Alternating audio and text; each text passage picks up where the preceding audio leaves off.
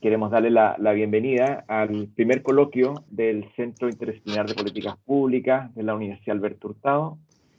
En esta oportunidad el tema que nos convoca es acerca de la renta básica universal, y tendremos como expositora motivadora principal a Carolina Rojas, y Carlos Ponce va a ser el chico malo que nos va a hacer comentario a la presentación de Carolina, para luego abrir el coloquio a todos nuestros investigadores acá presentes.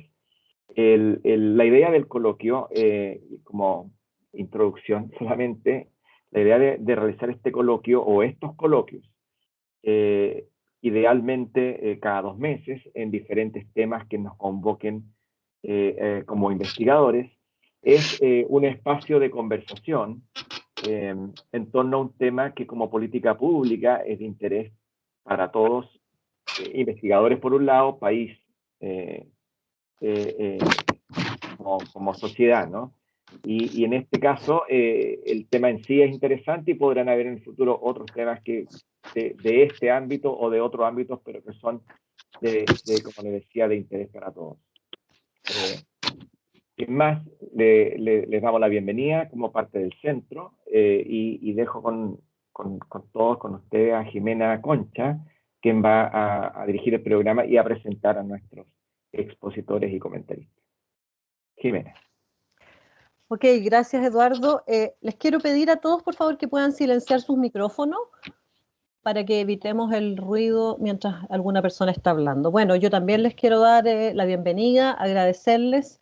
Recordar que este es un coloquio que está organizado por el Centro Interdisciplinar de Políticas Públicas y que los participantes son todos, salvo nuestro comentarista, a quien desde ya invitamos a integrarse al centro, a Carlos, son todos investigadores o investigadoras asociadas a este nuevo Centro de Políticas Públicas que está impulsando la Universidad Alberto Hurtado. Yo quiero en primer lugar contarles cuál va a ser la estructura. Carolina va a hacer una presentación de alrededor de unos 20 minutos apoyada por un PowerPoint, y luego, como decía Eduardo, Carlos Ponce va a hacer un comentario y luego vamos a abrir una conversación abierta, lo más libre posible respecto de la temática, para ir fortaleciendo, ¿no es cierto?, discutiendo distintos puntos de vista y también conversando de qué manera desde el CIP podemos hacer un aporte a la discusión pública respecto de esta temática. Quiero presentar a Carolina. Carolina es profesora asociada del Departamento de Trabajo Social de la Facultad de Ciencias Sociales de la Universidad Alberto Hurtado, es investigadora asociada del CIP, es doctora en Sociología de la Escuela de Estudios Superiores en Ciencias Sociales de París, Francia, y máster en Ciencias Sociales con mención en Sociología de la misma escuela, en París, magíster en Ciencias Sociales con mención en Sociología de la Modernización de la Universidad de Chile, asistente social y licenciada en Trabajo Social de la Universidad Católica de Chile, y sus áreas principales de trabajo son Estado, política e intervención social y políticas de diferencia. Carolina, te doy la palabra, puedes proyectar tu presentación y te escuchamos todos con atención. Muchas gracias, Jimena. Bueno, primero agradecer esta instancia. Sé que es el primer seminario interno del CIP, así que me siento, decía Jimena ayer, un poco de conejillo de India, pero más bien invitando y súper dispuesta a que podamos ir generando conversaciones colectivas en torno a temas que puedan ser transversales a los intereses de los distintos académicos y académicas del centro. Así que nada, agradecerles esta oportunidad. Aclaro el tema de verdad, el tema de ser especialista en temas de renta básica. Yo trabajo hace mucho tiempo temas de políticas sociales, transformaciones del Estado social en Chile y en Latinoamérica. Sin embargo, el tema de la renta básica aparece para mí hace 1 año y medio atrás, no más que eso, a propósito de contactos con personas que habían estado trabajando en la red mundial, bien, de renta básica, gente con la que me había tocado a mí formar, que estaba haciendo su doctorado en Londres, y que viene con mucho entusiasmo de presentar esta propuesta, lo cual para mí se me hizo al principio, evidentemente, como yo creo que ocurre a todo el mundo, con una mirada bastante utópica, lejana, pero que sin embargo visualizamos que para mí al menos fue una oportunidad de, aprendiendo de este tema, empezar a trabajar más activistamente, digamos, en la instalación de un debate más político y académico en torno a las transformaciones posibles que podía tener el Estado social y las formas de hacer política social, en particular en América Latina. Es decir, más que apostar a esto como la gran propuesta, la gran apuesta, para mí fue una oportunidad de, conociéndola, empezar a tirar un buque hacia la instalación de debates más profundos en miras a una transformación de un Estado social más justo. Es en ese contexto que armamos una red, que el año pasado, red de ingreso básico universal, a modo absolutamente voluntario. Hemos ido congregando gente, gente que lleva con mucho más años que yo, evidentemente, trabajando específicamente en la propuesta y en las temáticas de renta básica universal. Esta red la hemos ido consolidando, haciendo principalmente trabajo, revisión de experiencias internacionales, ampliando debates en relación a principios filosóficos y de justicia que están a la base, haciendo lecturas comunes, mirando dimensiones más económicas, transformaciones en el mundo del trabajo, análisis de perspectivas de género, pero sobre todo haciendo un estado de situación de cómo el debate mundial en torno a la renta básica universal puede ser apropiado a la realidad latinoamericana y se podría llegar en algún minuto a convertir en una propuesta política con asidero práctico, digamos, que se instale en el debate público. En eso estábamos y llegó la pandemia y en eso estábamos y empezó a aparecer el tema y las necesidades empezaron a ser urgentes y vino el proceso constituyente y nos hemos visto al día de hoy sobrepasados con nuestro ritmo de trabajo, con lo que la propia realidad ha ido poniendo sobre la mesa. Es en ese sentido que estamos ahora también avanzando en mirar posibilidades de alianzas para consolidar una especie como de observatorio o instalar un espacio más académico y con incidencia política en torno a una posibilidad de discutir de manera más profunda y con distintas aristas en torno al tema de la renta básica universal, ¿ya? Es en ese contexto que lo que le quiero presentar ahora es algo de la síntesis que hemos avanzado desde la red en torno a entender el estado actual del debate sobre la renta básica universal, que,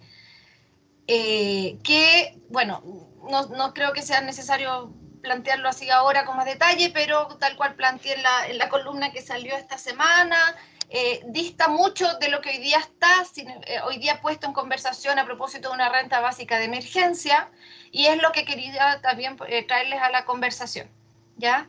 Que podamos como ver eso como la distancia, pero al mismo tiempo la cercanía. Yo creo que efectivamente lo que estamos discutiendo hoy día es un primer paso, pero sería interesante verlo como un primer paso. Confírmeme, porfa, que se está viendo el PowerPoint. Sí, pero ponlo en formato presentación, Carola, yo creo, para que se vea un poco más grande. Ahí está perfecto. Ahí lo ven, ¿no es cierto? Ahí solo me ocurre que yo no los veo a ustedes, pero nunca he aprendido cómo se hace en Teams. Pero bueno, le doy. Bueno, como antecedente, lo que voy a presentar, como dije, es una síntesis del estado de situación que hemos hecho desde la red. Hay gente que es súper interdisciplinaria en la red, por lo tanto hay evidentemente aristas que me toca manejar menos o que me he ido como informando en la medida que he ido aprendiendo con ellos, ¿ya? Por lo tanto hay temas que a lo mejor no voy a poder dar muchas respuestas, pero sí puedo derivar y podemos ir generando ahí una conversación. Pero lo que más me interesa dejar claro es que mi interés de presentar hacer esta presentación es mostrar la amplitud del debate y las miles de aristas que pueden tener, las miles de posibilidades que uno puede, desde las cuales uno puede acceder a esto como un tema que pueda congregar una conversación más de fondo, ¿ya? Eso. Primero, entonces, mencionar que en la literatura, esto es una propuesta que nace en los años 60, 70, que se ha ido desplegando con distintas intensidades a lo largo de estas décadas, proveniente y en conversación con miradas muy liberales, desde Milton Friedman hasta corrientes bastante socialistas y con miradas bastante críticas en relación a lo que implica pensar las formas de bienestar. Pero en su conjunto, a grosso modo, y lo que hoy día ya se entiende como consenso para mirar una renta básica o ingreso básico universal, que son las dos formas como en la literatura se ha ido trabajando, tiene que ver o debiera cumplir en sentido puro de esta propuesta con 5 criterios. Lo primero es que es una renta o un ingreso que se entrega a modo individual, no familiar. ¿Ya? Lo segundo es que tiene un carácter incondicional, es decir, que no se pide contraprestación asociado a esta, ni tampoco condiciones para acceder a esta. Es universal, es decir, está pensado para el 100% de la población, sin distinguir ingresos ni dejando fuera a los súper ricos o a los grupos más acomodados, sino que se entiende como una propuesta universal. Tiene una periodicidad conocida. Hay experiencias que entregan estos recursos a modo mensual, otros que lo entregan cuoteado a lo largo del año, de manera semestral, incluso que el monto puede variar, pero que la periodicidad es permanente. Implica un pago de dinero y una transferencia directa y no en especies.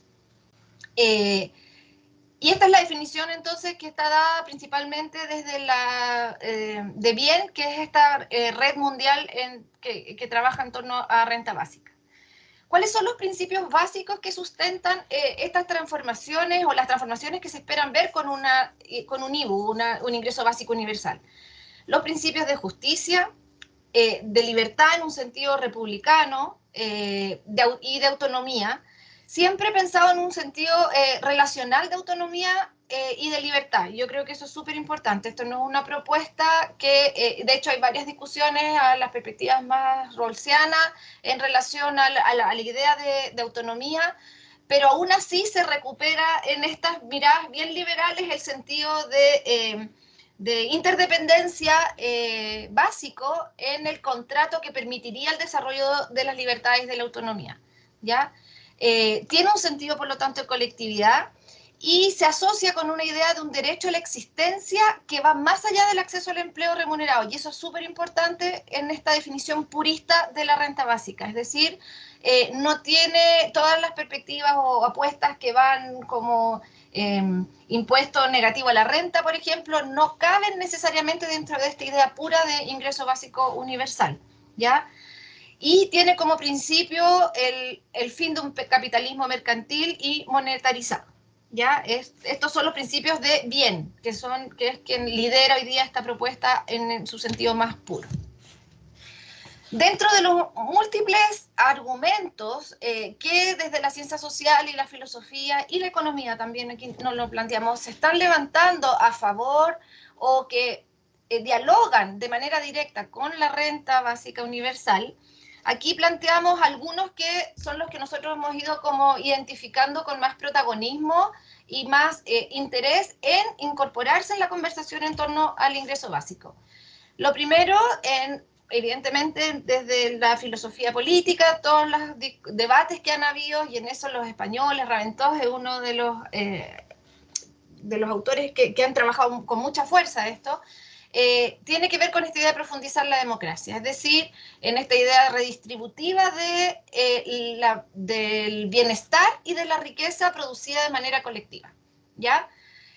Implica pensar y está muy de la mano con todos los debates en torno a transformaciones de políticas sociales, y yo creo que ya en el último tiempo eso ha quedado muy a la vista, sobre todo a propósito de que son los organismos internacionales también que promueven ciertos enfoques políticos que han empezado al menos a debatir y a considerar y en algunos casos promover el ingreso básico universal como un modelo de prestación de bienestar específico a probar en los países.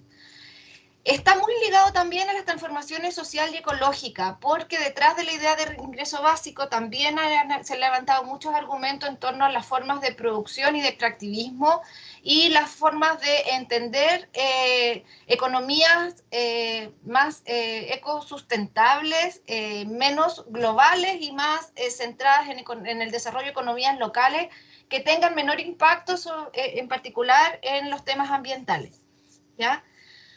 Otros argumentos que son quizás los más fuertes tienen que ver con el tema de los cambios en el mundo del trabajo, ¿ya? Y en particular con la robotización, la flexibilidad en el trabajo y las transformaciones que van a ocurrir a propósito de la previsión de las pérdidas de empleo, ¿ya? A propósito sobre todo de la tecnificación del trabajo. Y bueno, también hay argumentos asociados a todos los desafíos de la descarbonización que están fuertemente vinculados a las nuevas formas de entender y de organizar el trabajo en su conjunto, sobre todo el carácter más industrial y de desplazamiento. Lo otro, bueno, lo que mencioné antes, el tema de la autonomía y la libertad individual. Hay, sobre todo en el mundo más jurídico y sociojurídico, se ha levantado mucho argumento en torno a entender el ingreso básico como un derecho humano emergente, es decir, un derecho a la existencia. Y eso, bueno, vamos a ver, y lo voy a mencionar después, que tiene varios correlatos y varias entradas posibles en términos, sobre todo, de pensar ahora en el proceso constituyente, qué significaría si esto lo tomamos en serio, digamos. Desde perspectiva feminista y perspectivas de género, este ha sido un tema que ha adquirido muchísimo prioridad por precisamente entender que el ingreso no está asociado al trabajo, porque el trabajo remunerado está desconociendo gran parte de otra forma de hacer trabajo, entre otros el trabajo doméstico y el trabajo de cuidado, y por lo tanto entender también lógicas menos patriarcales que transitan en las formas de entender la economía clásica o tradicional y por lo tanto ir entendiendo ya que las responsabilidades del cuidado se puedan socializar de manera más general, descargándola de un rol particularmente femenino. Algunos argumentos respecto al impacto positivos que pudieran tener. Los negativos no los voy a plantear aquí ahora. Yo creo que eso es todo un debate sobre las críticas a esto y lo podemos abrir con más atención en otro instante. Voy a poner principalmente cuáles son esos argumentos que se levantan a propósito de lo positivo que pueda tener una propuesta de este tipo. Primero, lo que decía recién, el trabajo remunerado empieza a ser pensado de otra forma, principalmente por la automatización, como decía, y la pérdida de empleo, y también en términos de pensar un poder negociador más amplio de los trabajadores. Y es un argumento bien fuerte que se levanta, en que en la medida en que contamos con ingresos básicos, permanentes, no condicionales, nos permite, por lo tanto, pensar en el tipo de trabajo en el cual queremos desplegarnos como sujetos, digamos, ¿ya? Y en ese sentido permite pensar en una desprecarización, digamos, del trabajo como única posibilidad de proveernos la sobrevivencia.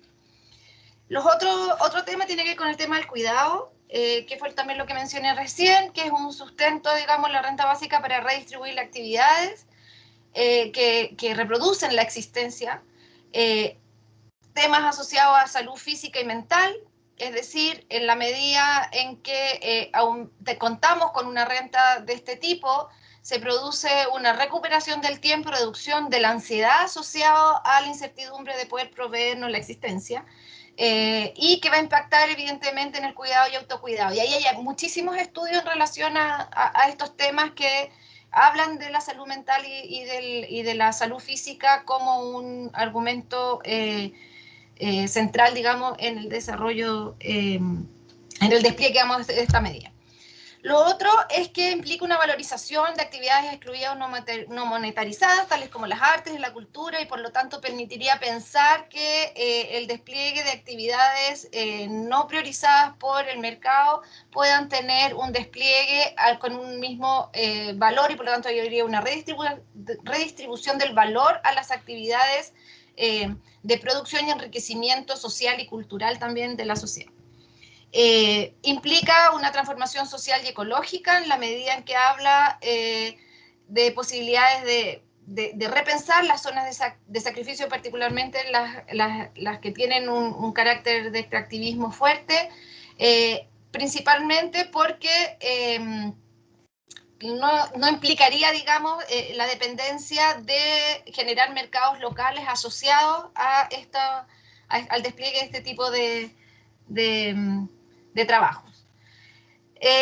Ganancia de tiempo, en la medida en que muchos plantean que una renta básica implicaría pensar en un cambio en las horas de trabajo y por lo tanto disponer de mayor tiempo para el ocio, el deporte, el juego y por lo tanto mejorar la calidad de vida. Los temas de recuperar bienes comunes también en el sentido de la riqueza la producimos todos, más allá de nuestros ingresos y de las utilidades de nuestros ingresos o de lo que producimos. Y en ese sentido permitiría pensar que los beneficios de eso se puedan redistribuir de manera más democrática. Implica pensar de cierto modo, y estos son argumentos también trabajados, pasar desde una burocratización, tecnocratización, hacia una especie de modelo de provisión de bienestar que al no estar planteado desde la condicionalidad, permitiría poner fin, al menos en cierto grado, a algunas políticas que son las centrales para la provisión de la existencia, digamos, para la supervivencia básica. ¿Ya? Y en ese sentido implica deshacerse del enfoque de la focalización como principio básico en la medida en que el Estado entrega a aquellos que más necesitan. ¿Ya? Implicaría, y esto ha sido súper interesante, probarlo a propósito de lo que ha ocurrido con, por ejemplo, el IFE en contexto de la crisis, a los ciclos de dependencia de la deuda. Hay muchísimos estudios que han mostrado que lo que primero que han hecho los chilenos con el IFE ha sido pagar deudas. Y ese es un ámbito de exploración que me parece súper interesante de abrir y poder seguir explorándolo. Las experiencias que han habido de renta básica dan cuenta de eso de manera súper fuerte también. ¿Ya? Bueno, y en ese sentido estaríamos hablando de un modelo de política y de provisión de bienestar más que apunta, digamos, a superar la desigualdad.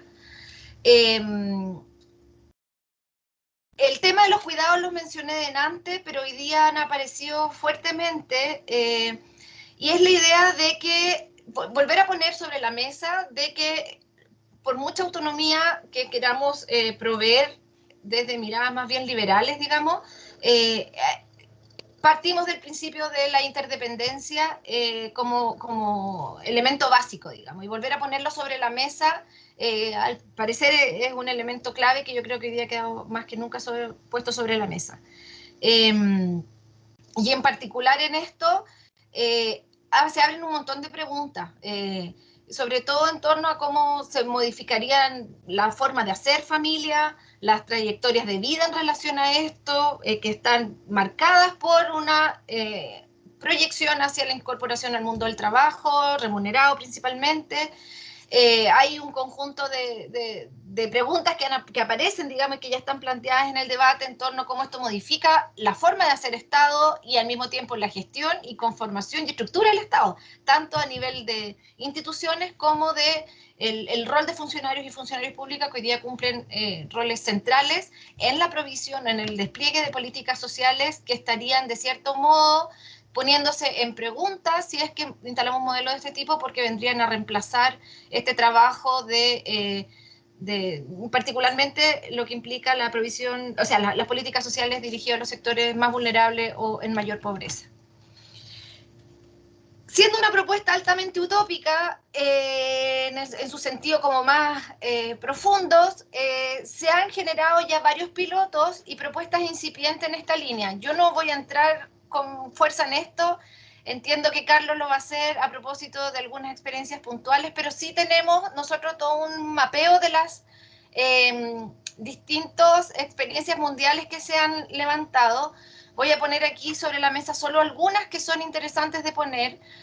Advierto, en tanto renta básica no existe hoy día ni un país del mundo que lo haya hecho, que lo haya sostenido y que esté instalado como política. Ya han habido experiencias puntuales de probar políticas que se acercan a una renta básica o políticas que la despliegan en su conjunto por un periodo acotado de tiempo o en un territorio acotado o para una población específica, ¿ya? Y eso es lo que nosotros tenemos bien mapeado también. Alguna de estas es en India, en comunidades rurales. La de Alaska es súper interesante porque nace a propósito de una decisión estatal que se mantiene hasta el día de hoy a propósito de los dividendos obtenidos por el petróleo. El monto va variando y se recalcula a propósito de las utilidades obtenidas como Estado a partir del petróleo, pero es permanente, ¿ya? Y eso se ha sostenido a lo largo ya de, creo que más de una década. Eso. Y me interesa poner sobre la mesa también dos experiencias interesantes. Una, que para nosotros la hemos estudiado ya con harto más detalle, que es la de Maricá en Brasil, porque no solamente ha generado una renta básica, sino que ha logrado generar una economía local a partir del despliegue de una moneda local, ¿ya? Que por lo tanto genera mercados al interior de Maricá específicos, que va generando una sinergia que ha sido bien estudiada y que ha resultado súper interesante en términos de las transformaciones, no solamente económicas, sino que también sociales, en las formas de vida, en las actividades, en la disposición y disponibilidad de tiempo para el trabajo, etc. Y otra experiencia es una en Ciudad de México, que está orientado específicamente, ya no en una localidad, sino que en una parte de una población que es el grupo de tercera edad, y que también ha tenido muchísimos resultados valorados, digamos, y seguidos de manera, a modo de evaluación de impacto, que son interesantes, ¿ya? Bueno, y poner sobre la mesa que efectivamente ya la CEPAL ha puesto el tema, el Banco Interamericano de Desarrollo y el Banco Mundial también, como lo están mirando como una posibilidad y lo han ya ido sugiriendo, en particular en el contexto del COVID. Voy terminando. Algunos de los como elementos centrales a poner a la vista que implicaría pensar que una propuesta de este tipo empiece a ser vista como en su factibilidad o viabilidad en el contexto, al menos chileno, es generar transformaciones importantes en términos de el lugar que tienen algunos actores de la sociedad civil que estarían directamente involucrados. Hay grupos, y este también ha sido un tema bien estudiado y hay harta literatura sobre esto, desde el mundo más sindicalista hay grupos muy pro de esta propuesta, sin embargo también se levantan un conjunto de alertas precisamente porque al tocar el espacio y el mundo del trabajo como el eje estructurante de los procesos de integración y de provisión del bienestar y de la sobrevivencia aún más, los haría en cierta manera perder poder, lo cual en el contexto chileno habría que preguntarse si eso es algo que efectivamente tenga un impacto importante o no, que es distinto, por ejemplo, a la experiencia europea del sindicalismo y del rol que tienen en la definición de las formas de pensar el desarrollo de las empresas, ¿ya? Y de ciertos sectores productivos en particular. Por otra parte, es súper importante tener a la vista los grupos de defensa ecológica porque están a favor y por lo tanto habría que de cierta manera incorporarlos también como grupos que protagonicen, digamos, este debate.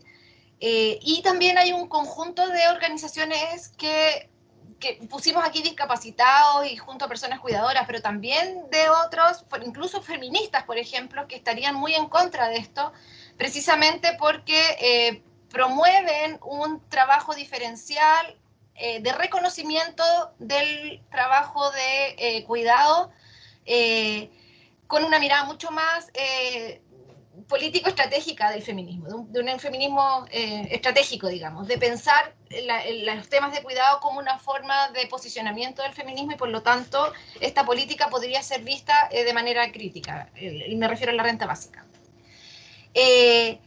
Y aquí hay todo un mundo de preguntas que al menos a mí ya me consta que están siendo tratadas y abordadas por algunos grupos políticos, estoy hablando en particular ahora, grupos del Frente Amplio que están ya trabajando de manera más profunda en una propuesta de renta básica universal, donde los temas de transformaciones al propio Estado resultarían ser claves, ¿ya? Y avisorarlas con tiempo y poder empezar a mirar qué implicaría en términos de reordenamiento, también es súper importante. Y ahí está la pregunta, por ejemplo, ¿qué pasa con el sistema asistencial actual? ¿Cómo cambian los programas de transferencia? ¿Cómo se articulan? Etcétera. ¿Cómo interactúa esto con el sistema de pensiones?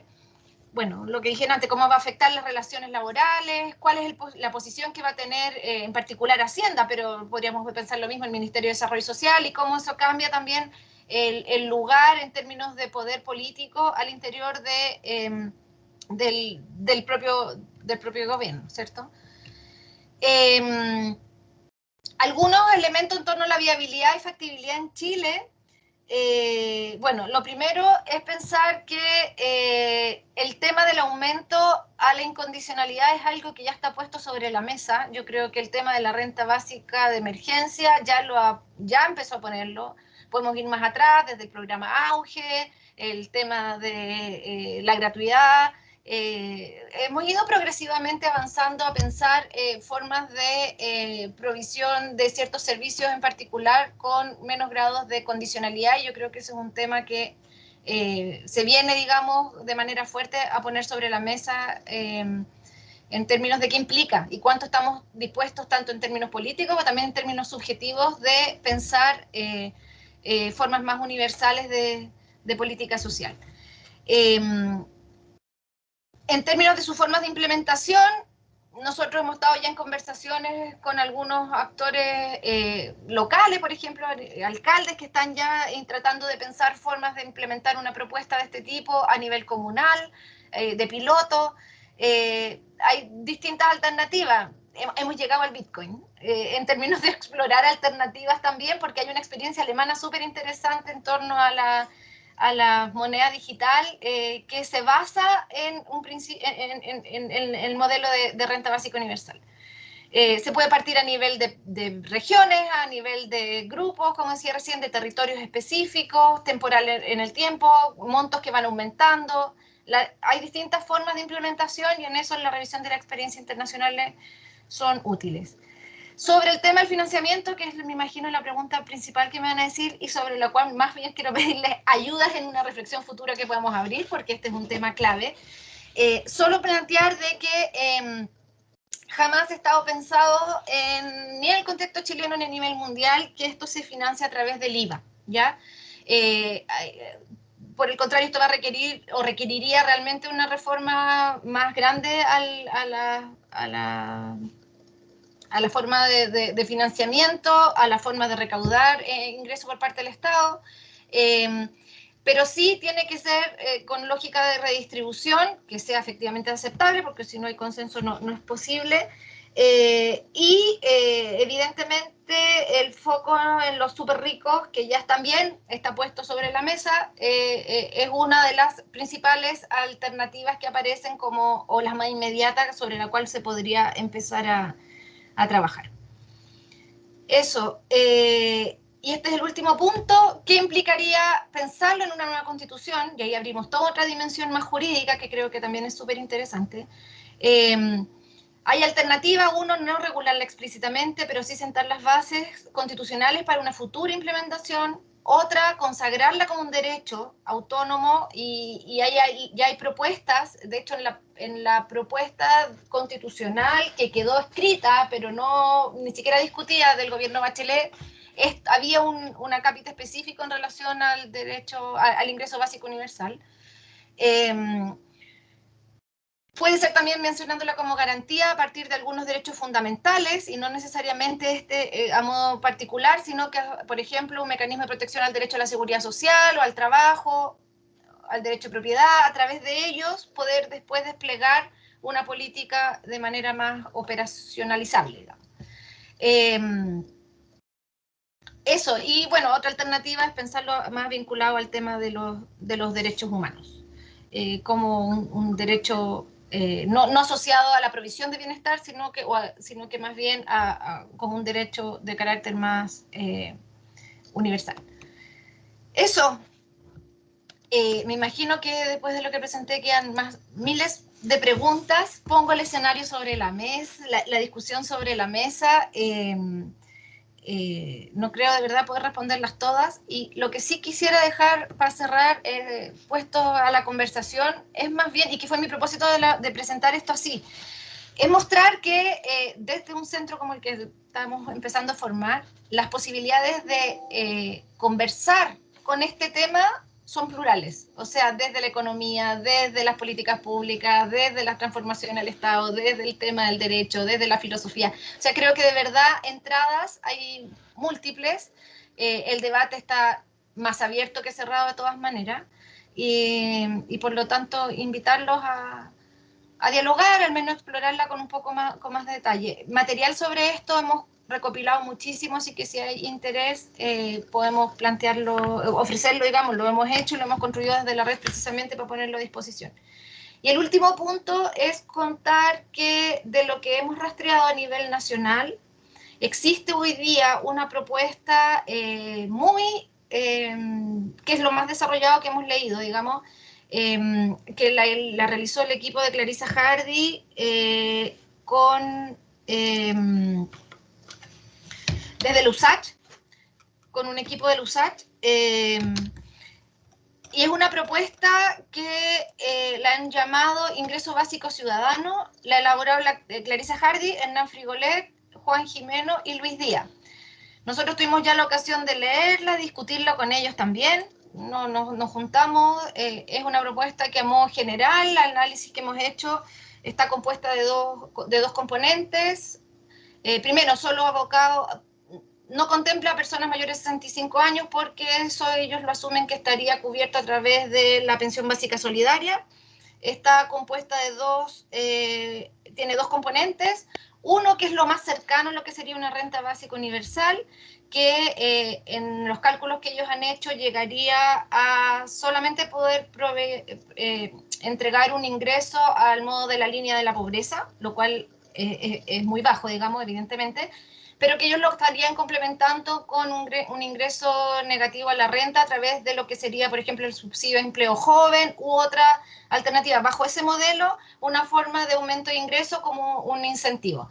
Es una propuesta que yo creo que es muy inteligente en el sentido de que logra efectivamente poner en discusión las distintas preocupaciones del mundo político y social, en el sentido que no atenta ni va muy en contra, digamos, de principios o de grupos que podrían estar en contra de una propuesta de este tipo. Es muy integradora en ese sentido, pero hay harto para discutir, porque es una propuesta que está desplegada y programada a 30 años, ¿ya?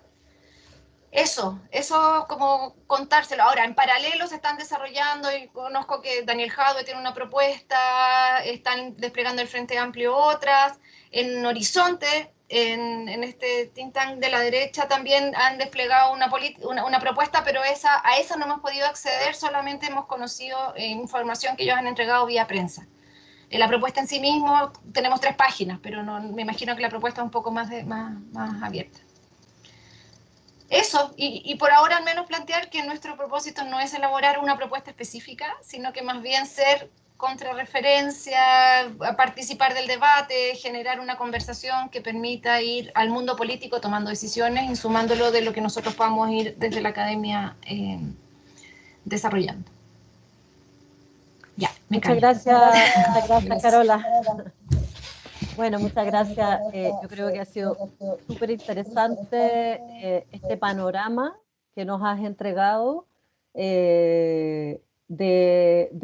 por una parte, conceptualizar como cuál sería una versión más pura de lo que sería una RBU, de una renta básica universal, también todas las dimensiones que podría alcanzar, los actores que podrían verse afectados, y también mostrar que es una discusión que hoy día ya está siendo tomada en alguna de sus expresiones por otros grupos, tanto políticos como grupos académicos, y que en la opinión pública ya está instalado al interior de esto que se ha llamado la agenda de mínimos comunes, más bien en la línea de la emergencia. Entonces creo que es un tema de actualidad. La idea no es que tú nos dieras la respuesta, sino que era problematizar el tema, mostrar como su alcance, y le hemos pedido entonces, antes de abrir la conversación abierta, al profesor Carlos Alberto Ponce, que también es profesor asociado del Departamento de Economía de la Facultad de Economía y Negocios de la Universidad Alberto Hurtado, que puede hacer un breve comentario de unos 10 minutos antes de abrir el micrófono a cualquiera de los investigadores e investigadoras que está hoy día participando. Carlos es PhD en Economía de la Universidad de California de Los Ángeles, de la UCLA, es máster en Finanzas Públicas de la Universidad Nacional de La Plata, de Argentina, y sus áreas principales de investigación son los temas de innovación, de organización industrial y de teoría de juegos. Carlos va a proyectar una presentación, así que sin más te doy la palabra, Carlos, para que puedas hacer tu comentario. Muchas gracias. Muchas gracias, Ximena. Bueno, supongo me están escuchando bien, ¿no? Perfecto, muchas gracias. Bueno, primero agradecer la posibilidad que me ha dado el Centro Interdisciplinar de Políticas Públicas de hacer un comentario al trabajo de Carolina. Y bueno, de alguna manera estar organizando esta serie de debates que supongo que se van a permanecer en el tiempo. Y en ese sentido, primero agradecer al centro y en segundo lugar a Carolina por la exposición, dado que nos ha permitido tener una visión súper amplia de qué es lo que sería una renta básica universal o un ingreso básico universal. Carolina ha sido suficientemente amplia en tocar una serie de aspectos. Yo en mi presentación me voy a focalizar más en 2 o 3 aspectos que creo que podría complementar lo que Carolina ha discutido.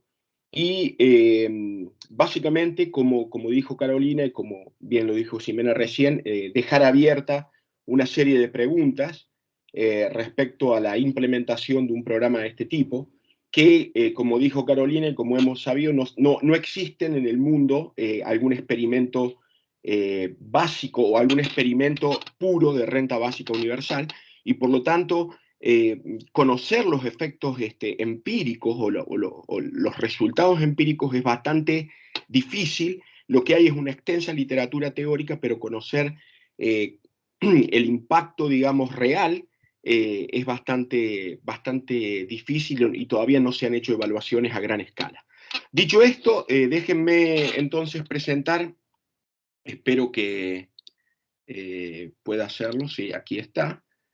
Déjenme presentar rápidamente, no sé si ustedes están viendo allí mi presentación.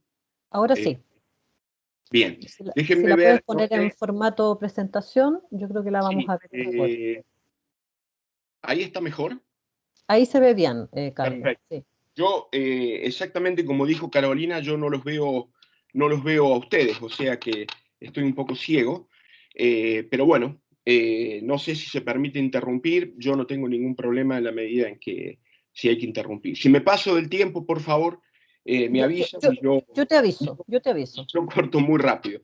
Entonces, como dije, yo voy a discutir algunos aspectos más específicos en los cuales me parecen que son útiles para complementar la discusión que hizo Carolina. ¿Qué es lo que es una renta básica universal? Carolina lo ha descrito con precisión, tiene varios elementos.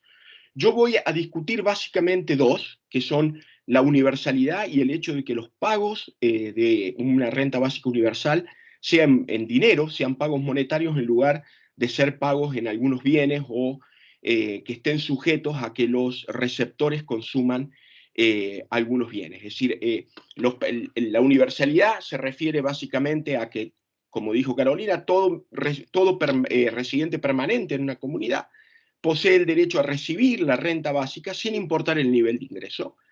Y la segunda característica que yo voy a discutir también es el tema de los pagos monetarios, que, como les digo, la idea también innovadora del programa de renta básica universal es que el gasto de las transferencias monetarias no se encuentra condicionado no se encuentra condicionado no tiene ninguna condicionalidad, es decir, los receptores pueden gastar el dinero como mejor les parezca.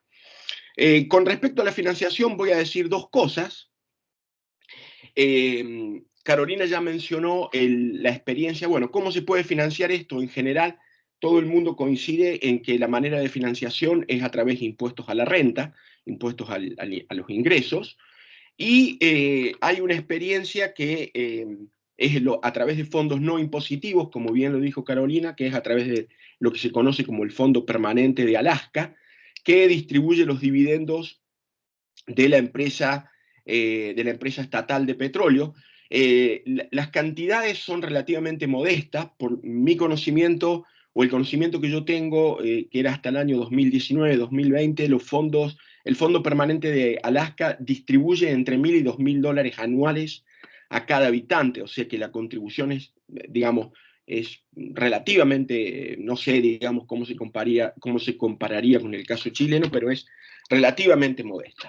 En cuanto a los impuestos a la renta, déjenme para que todo el mundo entienda básicamente cómo se implementaría una renta básica universal. Yo creo que hay un acuerdo bastante extendido en el sentido de que el impuesto a la renta básica, una renta básica universal funcionaría de la siguiente manera. Imagínense que al comienzo de cada año, luego de haber pagado los impuestos, todo ciudadano recibe ese monto de renta básica universal, no sé, 100.000 pesos, 200.000 pesos, el objetivo, cuál fuera el objetivo. Eso lo hace antes de pagar impuestos. Al final del año fiscal, los individuos deberían declarar las obligaciones impositivas. Y el resultado sería que al menos el ingreso neto de todo individuo debe ser igual a la renta básica universal. Entonces nosotros podemos pensar que una renta básica universal, como les digo, tiene estas tres componentes. Primero, recibimos una cierta cantidad de dinero, al final del año realizamos nuestras declaraciones impositivas, realizamos los pagos correspondientes y el ingreso neto que le debe quedar a los individuos debe ser al menos igual al monto de renta básica universal. Dicho desde este punto de vista, por supuesto, si bien la renta básica es universal, hay algunas personas que van a salir beneficiadas, que son aquellas personas cuyas contribuciones impositivas van a ser menores a la renta básica universal, y va a haber contribuyentes netos, aquellas personas que van a tener que contribuir más del mínimo de la renta básica universal. Visto de esta forma, yo voy a decir dos cosas. Quizás le saquemos un poco de pasión a la discusión de la renta básica universal, porque visto de esta forma es simplemente desde el punto de vista impositivo, es simplemente un cambio en la estructura impositiva. Es decir, la misma estructura impositiva se podría modificar para asignar estos reembolsos monetarios de carácter universal. Entonces, desde ese punto de vista, podemos pensar que la implementación de la renta básica universal, la clave es que es un cambio en la estructura impositiva y en cómo se tributa en un país o en una comunidad determinada. Yo aquí voy a diferir con Carolina. No voy a hacer el ejemplo porque la discusión es más bien de tipo coloquial, pero uno puede, digamos, en lenguaje economista, de los economistas, déjenme decirlo así, no creo que sea, quizás no es un vocabulario coloquial, pero déjenme decirlo de esta forma, uno puede demostrar que toda renta básica universal se puede implementar, o dicho de otra forma, es equivalente a un impuesto negativo a la renta. Si yo quiero implementar una renta básica universal de un cierto monto, es posible encontrar siempre un impuesto negativo a la renta, a la Friedman, tal que implementemos el mismo programa de renta básica universal. Yo sé que esto va a generar a lo mejor entre ustedes un poco de controversia, pero es una cuestión simplemente numérica o matemática de que los dos programas, la renta básica universal y el impuesto a la renta negativa, desde el punto de vista práctico, son equivalentes. Eso es lo primero que quiero decir. Y no, con esto no le estoy tampoco tratando de diciendo que la renta básica universal es simplemente una modificación en la estructura impositiva para implementar este nuevo programa. No quiero decir que sea menos importante, simplemente porque tiene a ver, lo que quiero decir es, por un lado, ser bastante específico en cuanto a qué lo que es o a cómo podemos interpretar la instrumentación de una renta básica universal. Y por el otro lado, no quitarle méritos a que sea un cambio en la estructura impositiva, porque aquí sí es cierto, tiene dos características importantes como que yo me voy a discutir un poquito, que son la universalidad, el hecho de que cualquier persona lo reciba, y los pagos monetarios, ¿sí? El hecho de que los pagos sean hechos en dinero y que el gasto de ese dinero no esté condicionado. Entonces, déjenme discutir un poquito.